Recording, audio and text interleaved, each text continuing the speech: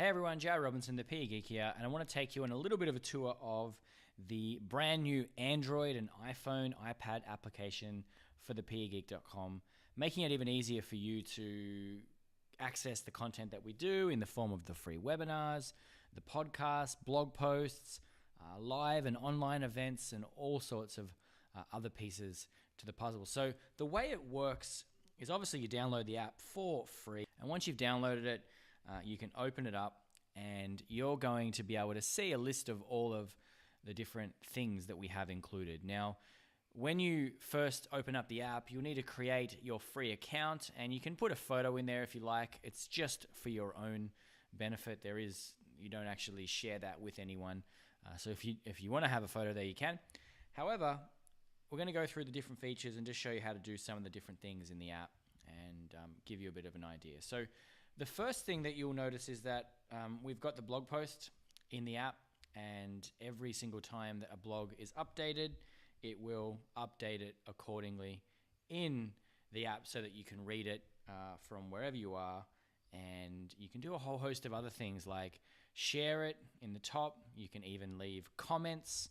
So if you press the comment section, you can leave a comment on that post and read other people's comments. And you can even increase the size and decrease the size of the text. And you can hit favorites and save that to your library so that later on you can get back to that particular article and see it again. So that's the blog section. Now, if you go back to the menu, you'll see there are some other options. Next on the list is events.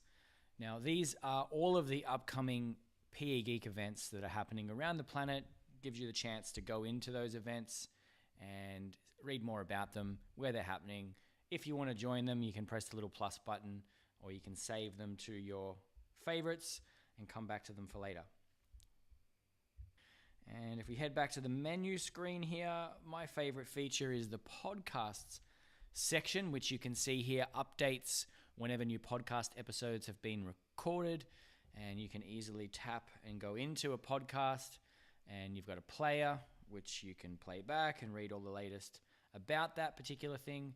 And probably my favorite feature by far is the favorites section inside the podcast. So if I press that, it actually asks me, do you want to download the media? And I can say yes, and it will actually download that episode for me to be able to listen to offline. So that's the podcast player, all the episodes in there, updated in real time. Big fan.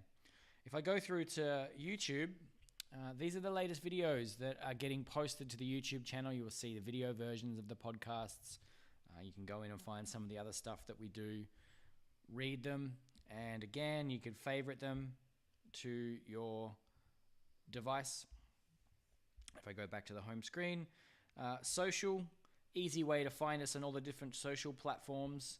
And the next option is get training, which is where you can go to get assistance around the use of technologies in your practice. And all you need to do is to complete this little short survey, put in your details, and you'll get sent an email that has training relevant to the questions and answers that you posed. So that's the get training section in the app. And the last one that I'm super excited about, actually, just seeing people use it recently, it's been really cool, but the support section. And we've actually built a chatbot in the app. And you can see here right now that the chatbot fires up and starts to communicate to you, asks you a series of questions here. And based on your replies, it continues the conversation and directs you to the right thing. So go and check out the chatbot and have a bit of a conversation with it and see what it comes up with. Now, they're the obvious quick access things inside the app. We do have the settings, so you can go in there and change features if you want to have notifications on or not, etc. But the last thing I want to share with you is when you've signed up, you can tap on your picture and it takes you to this screen here, which is your profile, basically. Now, this profile is only visible to you. It's not visible to anyone else. But the real awesome feature is this push notification section. So if I click that, I can see a list of every notification that's happened in the app over the period of time that notifications have been sent out. And you can see here that every time a new post goes live, a notification goes out, and it gives you the opportunity to then go in to that article or that content piece and view it.